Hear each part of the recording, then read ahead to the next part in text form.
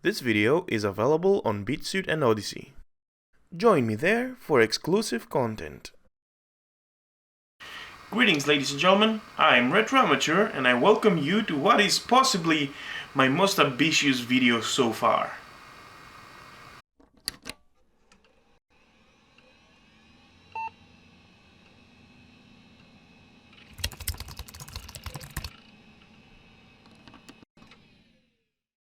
Motherboards. Lots and lots of motherboards.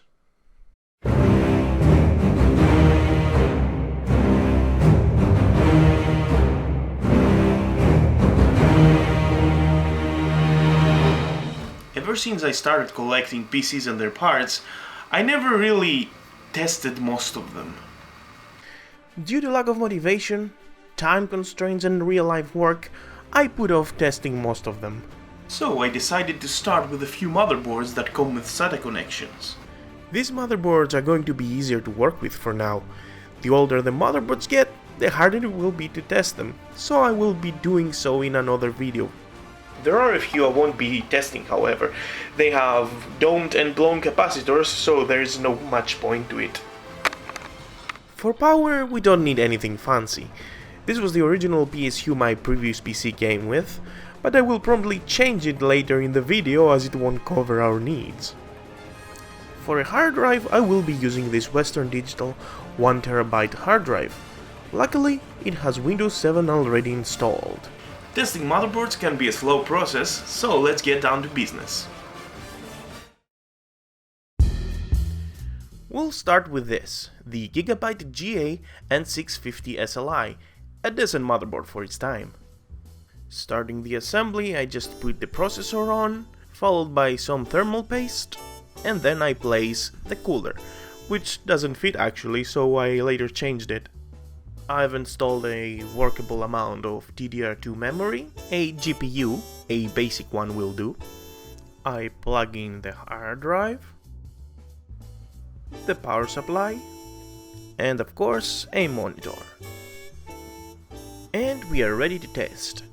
I sort the power button pins, and nothing. There's absolutely nothing. I try again, but there's nothing happening. We are off to a great start here, folks. I tried several different combinations of parts to see if something else was broken. Unfortunately, nothing worked. The motherboard is busted. Man, I really hope the next motherboard works though. This is the MSI P35 Platinum, a motherboard bringing advanced features to entry-level budgets. I can attest to its quality. I used to own one back in the day. Just like before, I plug everything in, and in addition I plug in a Wi-Fi PCI card for easier access to the internet. And once again, we are ready to test. As I short the power pins, something seems to be happening. And success! It turns on! It actually does. Man, that's a relief. Now, let's not get ahead of ourselves. There's a small problem. As you can't clearly see here, there is a line of 4 LED lights. I won't go into details, but the pattern in which they are lit shows you if something is wrong. And this pattern shows that there is something wrong with the RAM. I used various combinations of the current sticks of RAM and the slots, but none of it worked. So I tried another RAM stick, and again, nothing. I pop in a new RAM stick, but I get the error yet again. And at this point I started to really get worried that the motherboard is busted. I mean, what are the chances for all the sticks to be broken? However, I was not gonna call it quits. I had a few more RAM sticks and I intended to use all of them. So I popped in the next stick of RAM and I just booted the thing up, and it works! It actually works!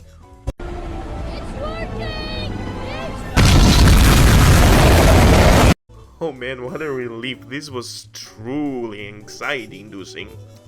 Of course, the hard drive is like 10 years old and it gave me no end of trouble. I struggled quite a bit. Eventually, I managed to get into Windows, but in addition to an old, quirky hard drive, I had to contend with just 1 GB of memory, which gave me a lot of trouble. So I spent quite a bit of time making the system as light as possible. Of course, I couldn't resist installing a game, so I decided to go with Dark Reign 2. It's old enough not to chew our memory, and it's modern enough to have 3D graphics. Starting the game, the intro lags like hell, which is to be expected because the system is strained as it is.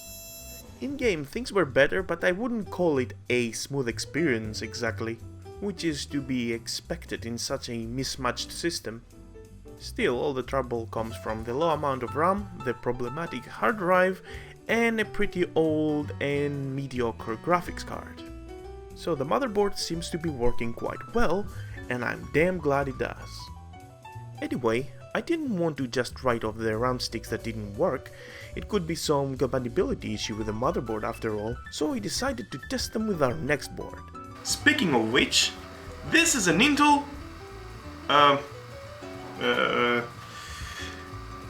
D915 BBL.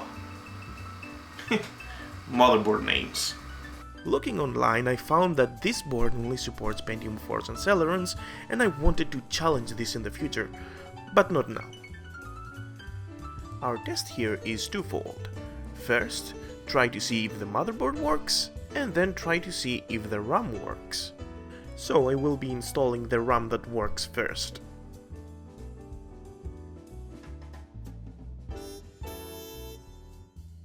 As I turn the PSU on, the PC turns as well, which is not a good sign in my books. And sure enough, we don't get an image. What's even more worrying is that I don't get a beep code from the motherboard, which lets us know what's actually wrong. First thing I did was changing the RAM slot, which unfortunately did nothing. Another thing I tried was plugging my headphones in to see if the system boots but doesn't give an image. That didn't work either, and I tried a bunch of other things like booting without a card, booting with different memory, booting with a different processor, booting without a processor. Nothing worked. This motherboard is dead. It's a shame really, because an Intel motherboard is an interesting curiosity, and besides that I won't be trying.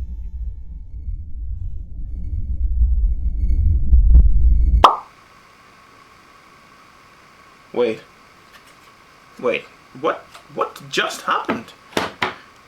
Oh, my clothes are different. And, oh, and my hair? My hair grew? What? How? Why? And it's hot. It's hot. Oh, I think I know what just happened. I've been making this video since winter, and it's basically summer outside. I've been making this video for more than 3 months now. Damn it. You know, I had just gotten that haircut.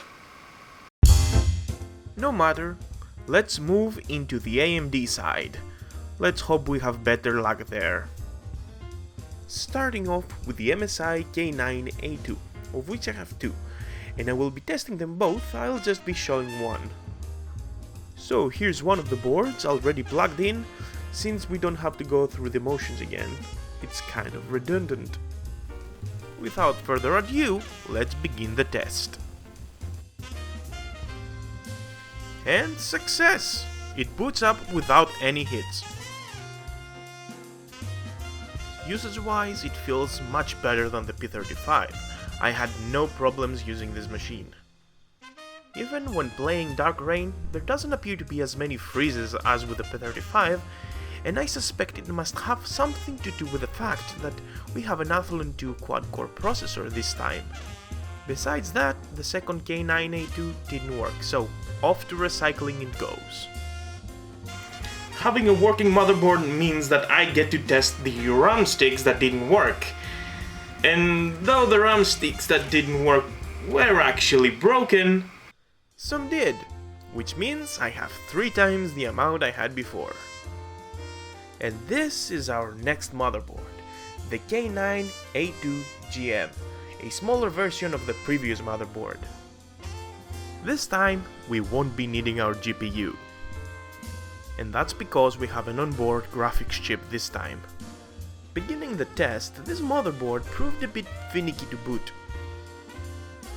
However, I got it working eventually. Despite that, the hard drive began acting up again. However, what I wanted was to see if the computer would turn on, which it did. Moving on. Our next motherboard is the Asus M3A78CM. Who the hell names these motherboards, by the way? Once again, it's a small form factor motherboard with onboard graphics. Not how the heatsink brackets are missing. It's gonna be important later. The motherboard turns on as soon as I switch on the power supply, which, as I found out, is something some motherboards do when they don't have a switch. Regardless, this is another dead motherboard. Our next motherboard is this MSI MS7297, most likely plucked from some pre-built nonsense office computer. Also note how the heatsink brackets are missing again. This board doesn't look very promising if you ask me, and although it turns on, we get no image, which means that this little thing is dead as well. Our next motherboard is the K8N Neo 4 SLI. I actually have the AGP version of this. It came with our custom computer we bought back in 2004. This one has the heatsink bracket, so you know what that means. This time we'll have DDR1 memory, and I didn't have all that much, so I had to put a bunch of mismatched sticks together to get the maximum 2GB supported. The motherboard turns on with a flick of the power supply switch. Initially things didn't look good as I got no response. But after removing a couple of RAM sticks, I got it to boot on the boot screen. Which would be great if it actually got past it. And wouldn't you know it, removing the hard drive afforded me the ability to enter the BIOS. So, a hard drive change later, and we are able to boot to Windows finally. Having less and slower RAM, and also a slower, older processor on top of that, meant that the computer was a real pain to use.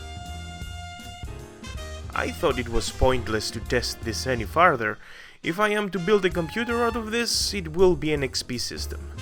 And finally, we are moving to our last motherboard, the K9N SLI, which of course is missing the heatsink brackets. I now know how this will go. And we are ready to go. Yes, the heatsink is crooked, deal with it. So I boot this bad baby up and... nothing. What a shocker. As you could clearly see, every single motherboard that was missing the heatsink brackets was not working. But anyway, to finally conclude this video... It's finally over. 6 months. 6 months. I've been making this video for 6 months. I'm not gonna try anything like this again. Especially with older motherboards.